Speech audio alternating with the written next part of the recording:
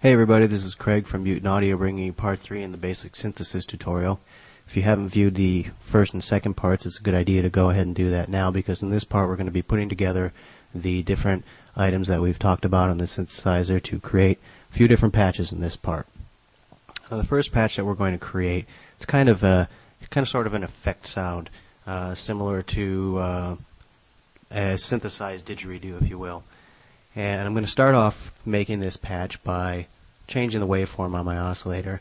And I'm going to use a square wave, and I'm going to drop my octave down first to the third octave as opposed to the fourth. Gives you kind of an idea of what it sounds like just as we start off here. Now, instead of using the low-pass filter type that we have it set to currently, I'm going to go ahead and use a bandpass filter, and that's going to change the character quite a bit.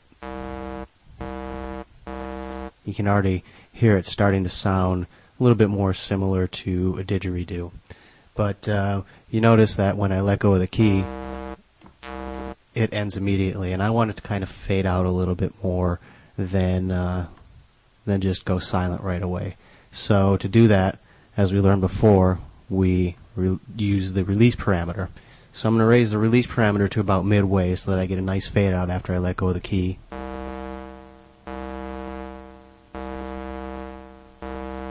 Okay, and that's getting us a little bit closer now. Now the last part that I'm going to do, I'm going to kind of put a bit of a shift, a bit of a change to the volume. So I'm going to use my LFO to do that here. I'm going to raise the amount up so that we're doing a fairly extreme shift to the volume. I'm going to change the destination to the amp. And you can kind of hear now we have sort of a didgeridoo sound.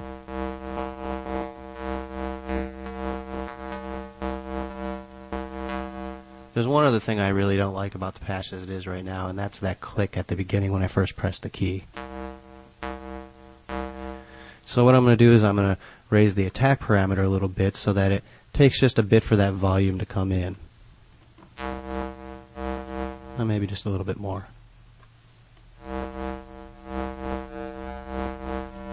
And now you hear it doesn't quite have that click. It's a little bit smoother as it comes in.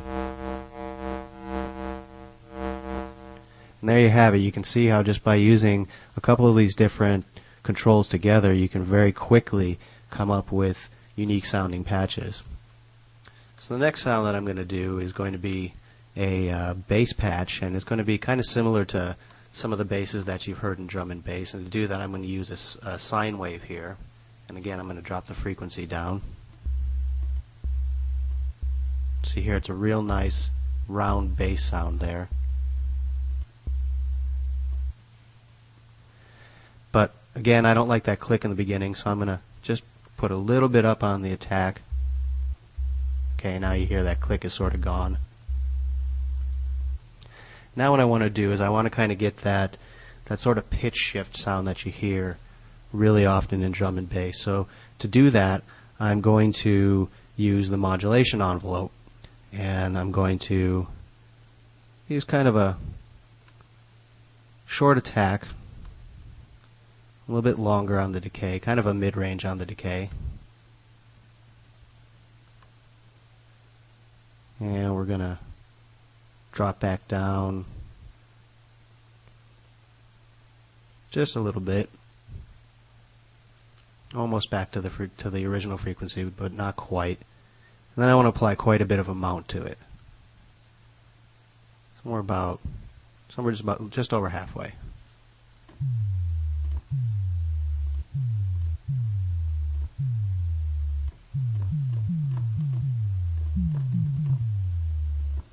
And I'm sure you've heard that sound fairly often in various different styles of dance music. Again, it's used quite often in drum and bass. Now the last patch that I'm going to do here is kind of a pad sound, and for this one, instead of just using one oscillator, I'm going to use two oscillators. And what I'm going to do is I'm going to drop the frequency, the bass frequency of the second oscillator down. So here, let me turn that off for a second here so you can hear what it sounds like.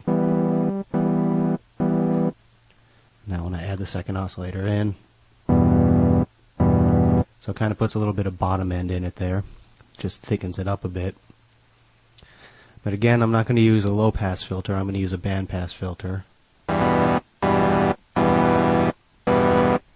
you hear it kind of gives it a little more harsh sound to it, but we're going to smooth that out before we're done, because I don't want it to come on and end right away and when I press and release the key. I want it to sort of fade in, so I'm going to use a fairly high attack value here. And I don't want it to quite drop down. I want it to stay at a higher value, so we have a little bit of drop in volume.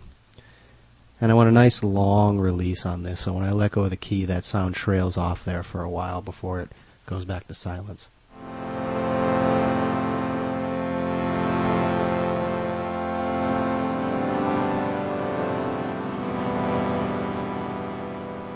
Well, that sounded pretty good as it is, but I want to introduce just a couple other things into it here. I want to introduce a very small amount of pitch shift, and I want that shift to happen really quickly. I'm going to use a sawtooth wave. So I'm going to crank the rate up to 127 to the maximum value on the LFO, so that pitch shift is happening very fast. But I only want to apply a little bit, a very small amount of pitch shift, so I'm just going to use a small amount of LFO in this.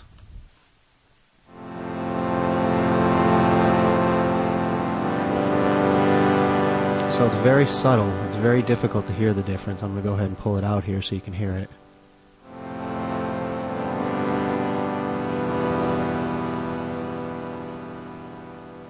Put it back in.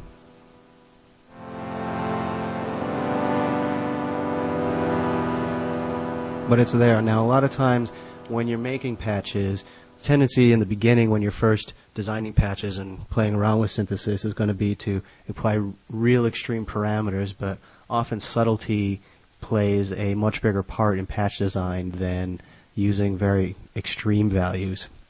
So you want to kind of dial yourself back a bit if you have that tendency when you're first playing around with synthesizers. Now the last thing I want to do here is add kind of a bit of a vibrato in so that we have just a small variation in the volume. And I'm going to use my second LFO to do that, and I'm going to round it to the amp so that it's changing the relative volume. And I'm going to do just a little bit, again, very subtle. I'm not going to do a whole lot here.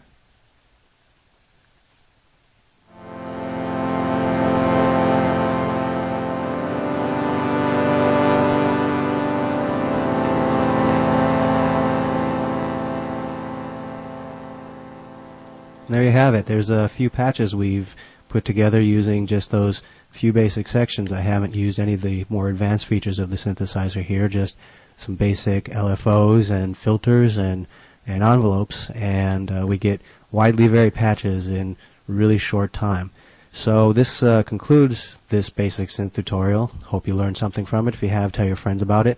Thanks for visiting Mutant Audio, and come back and see us again at www.mutantaudio.net.